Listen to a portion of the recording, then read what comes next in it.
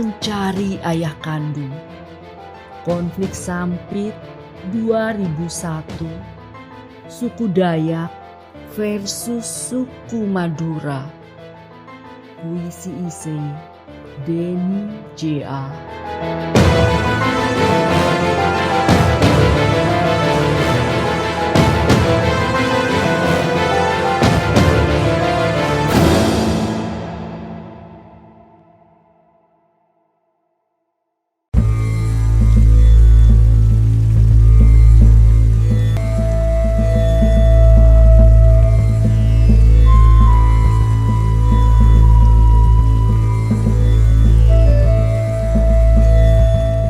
Bulan terluka di kota Sampit, kota Waringin, Kalimantan Tengah, di suatu malam tahun 2022. Kisah sedih mengalir di bawah angin, melewati pohon-pohon jambu, melintasi jendela dan pintu rumah. Angin itu menyelinap masuk ke dalam hati Ulfa. Terdiam Ulfa. Pilu datang dalam sekali. Ia kaget alang kepalang. Jantungnya terasa berhenti. Bom atom meletus tepat di ulu hati. Walau itu sudah ia duga. 6 bulan lagi pernikahan terjadi. Ampun. Jeritnya tak bersuara. Aku harus bagaimana? Maafkan ayah dan ibu, nak. Sudah lama kami ingin cerita, tapi selalu kami tak tega. Pinta ibu sedih.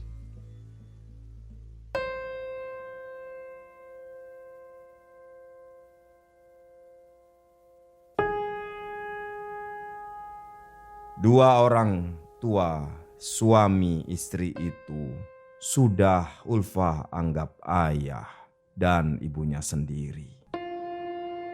Mereka berdua merawatnya sejak pertama. Lanjut ayah. Tapi kita beragama Islam. Pernikahanmu harus sah. Yang menikahkanmu harus ayah kandungmu sendiri atau kerabatnya.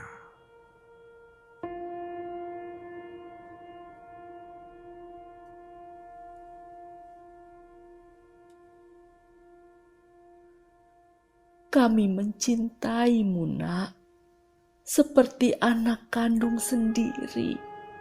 Tapi kami bukan orang tua kandungmu. Ibu menyampaikan ini dengan perih. Tahun 2001, ketika konflik suku Madura dan suku Dayak, ayahmu, suamiku, mendengar bocah menangis.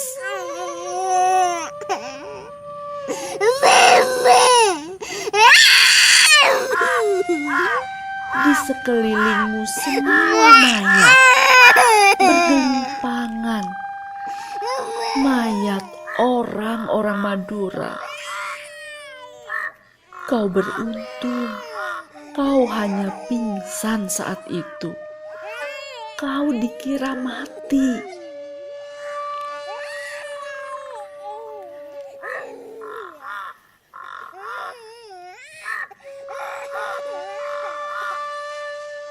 Bom atom yang lebih besar lagi kembali meletus.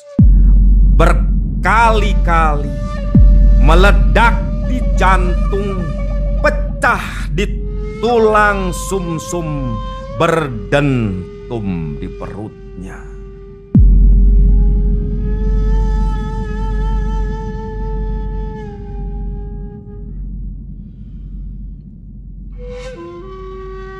Aku ditemukan di tumpukan mayat karena aku menangis. Usiaku 1 tahun. Tanya Ulfah dalam hati. Ayah dan ibu kandungmu pasti orang Madura. Itu kawasan Madura, kata ayah. Ibu meneruskan. Suamiku ragu-ragu membawamu, tapi matamu menatap mata suamiku. Kedua tanganmu menjulur, minta digendong.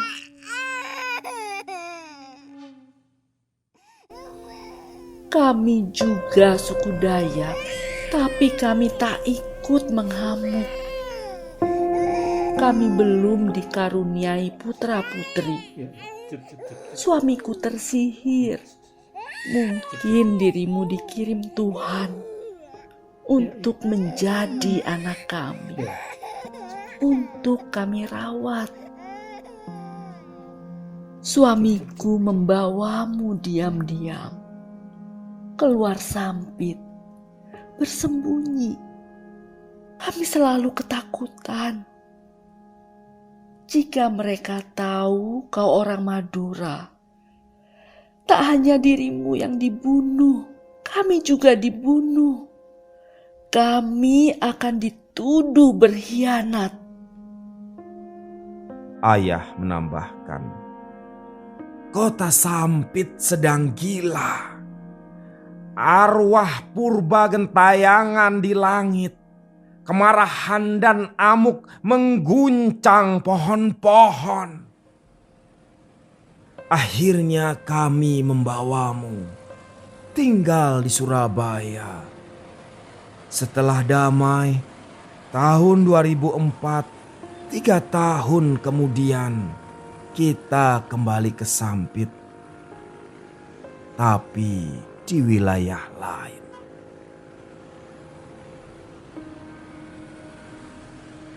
Ujar ibu lagi. Semua tetangga mengira kau anak kandung kami. Tapi memang bagi kami, kau seperti anak kandung kami sendiri.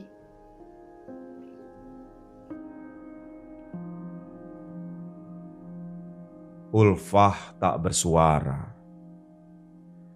Hanya diam saja. Separuh nafasnya melayang.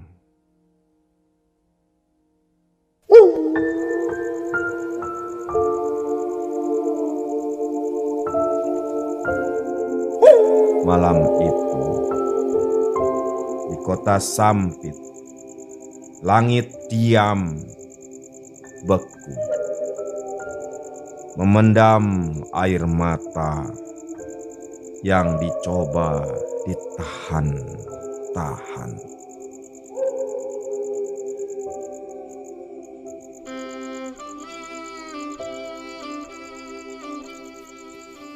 Seminggu sudah Ulfah mengurung diri di kamar. Entah harus apa. Semua hambar.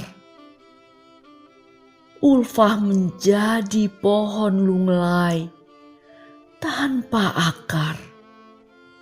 Berulang-ulang ia bertanya, "Siapa aku?"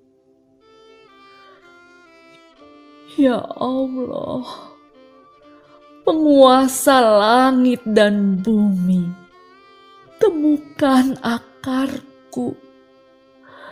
Aku ingin jumpa ayah kandungku ibu kandungku.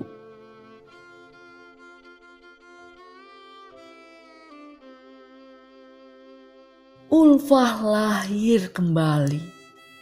Ia berkelana, mencari keluarga kandung, menemukan akar. Ia datangi kawasan Madura yang tersisa di Sampit. Ia datangi siapa saja. Ia haus informasi. Oh alam semesta, kirimlah Dewi Pengetahuan di Sampit tahun 2001. Siapakah yang memiliki putri berusia 1 tahun yang tinggal di kawasan Madura, yang mengira putrinya mati?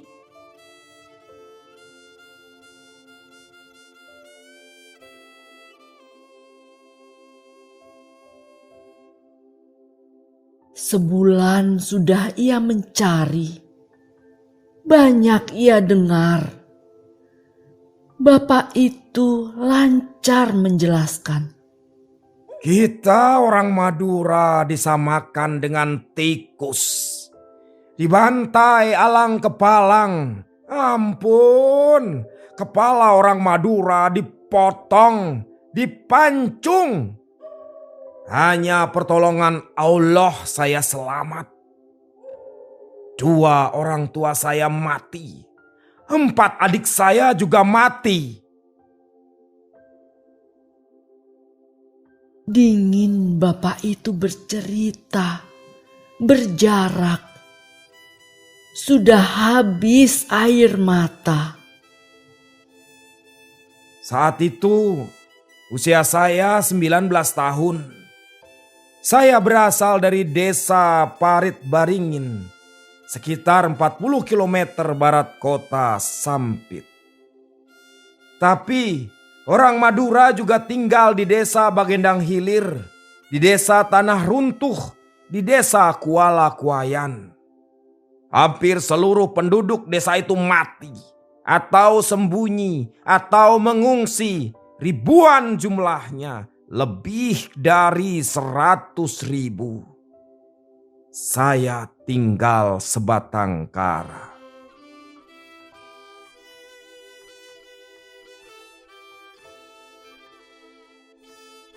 Bapak yang lain di tempat lain juga bercerita.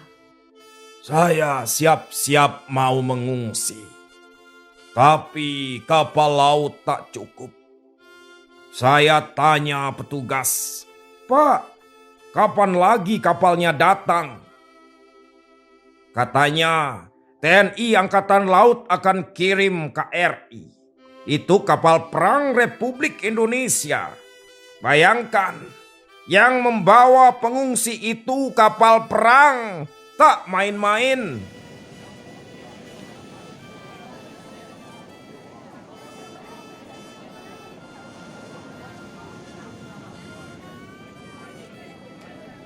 Di tempat lain, ibu itu juga berkisah. Suku Dayak memberi kami batas waktu sampai Selasa besok.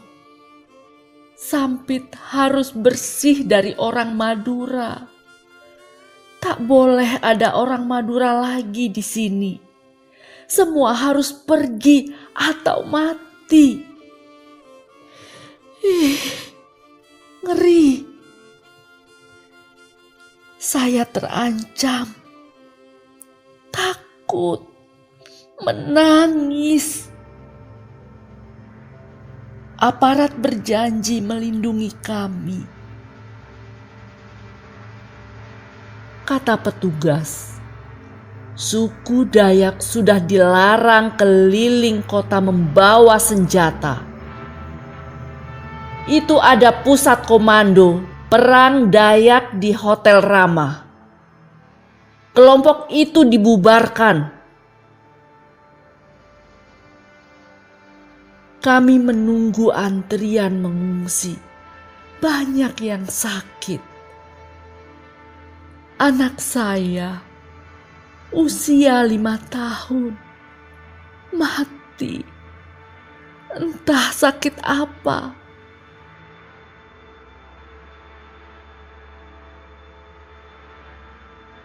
Ulfah terdiam. Sia-siakah ini pencarian? Banyak informasi, tapi tiada keterangan soal ayah kandungnya.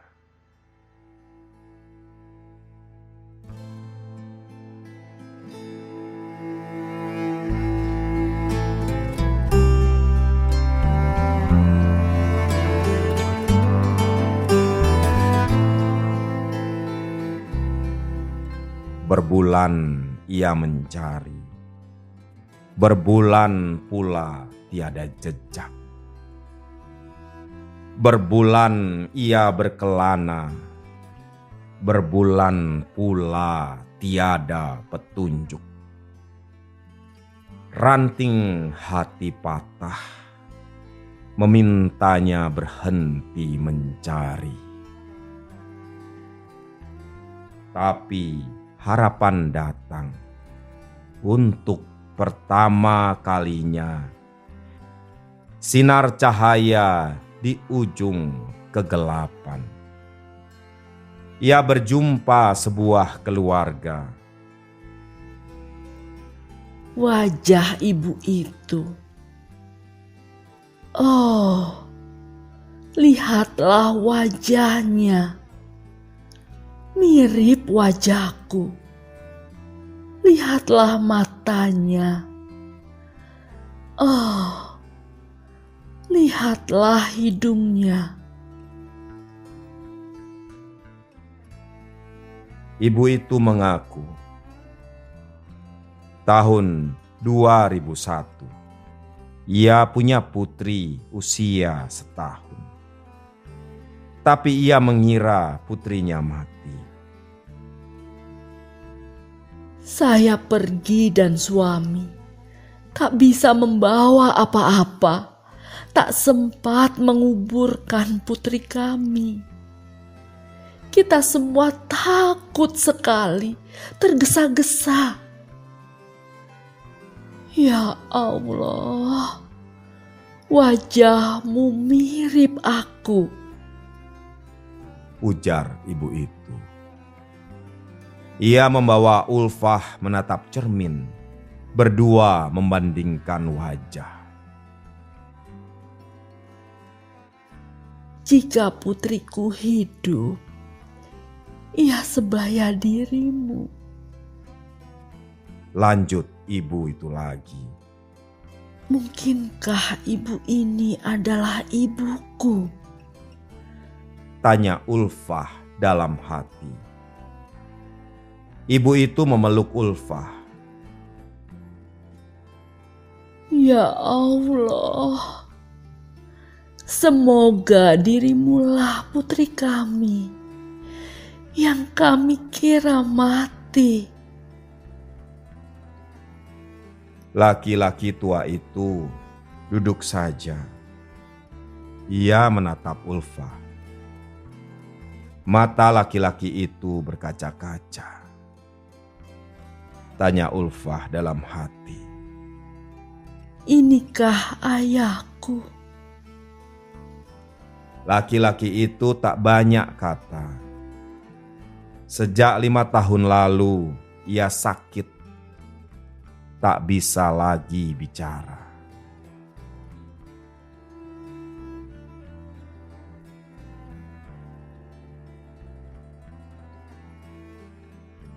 Ulfah menjelaskan kepada ibu bapak itu. Kini ada tes DNA. Apakah ibu dan bapak bersedia? Bersama kita tes DNA.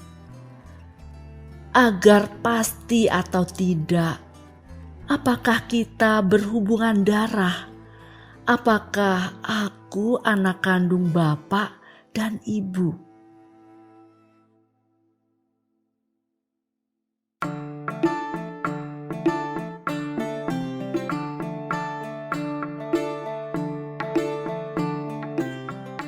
Penuh harap, Ulfah menunggu hasil DNA.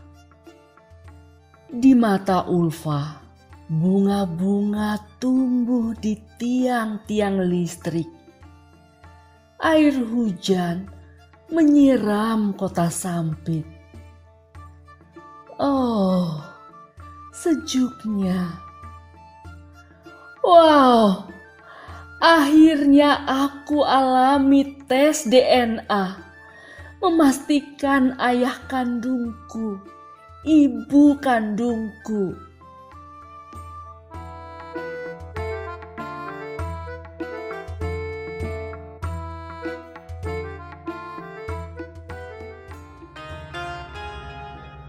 Datanglah hasil itu.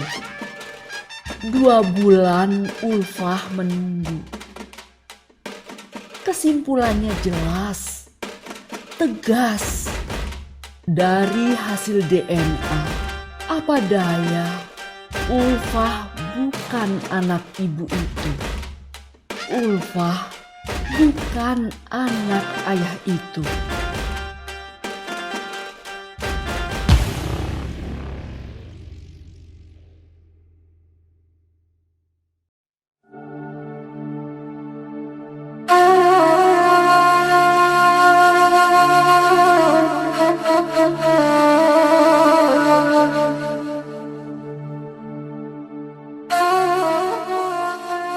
Ulfah terdiam,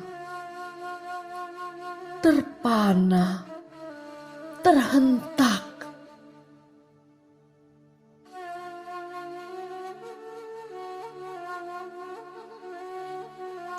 Malam gelap. Ulfah menatap langit. Di manakah kau menyembunyikan ayah kandungku? Wahai langit, aku sudah mencarinya ke utara dan ke selatan. Sudah kutempuh 8 penjuru angin. Aku masih hidup. Apakah ayahku juga masih hidup? Langit tak menjawab. Hanya sepi, hening, pilu. Misteri menggantung di kota Sampit. Malam bertambah gelap, tapi hati Ulfah lebih gelap lagi.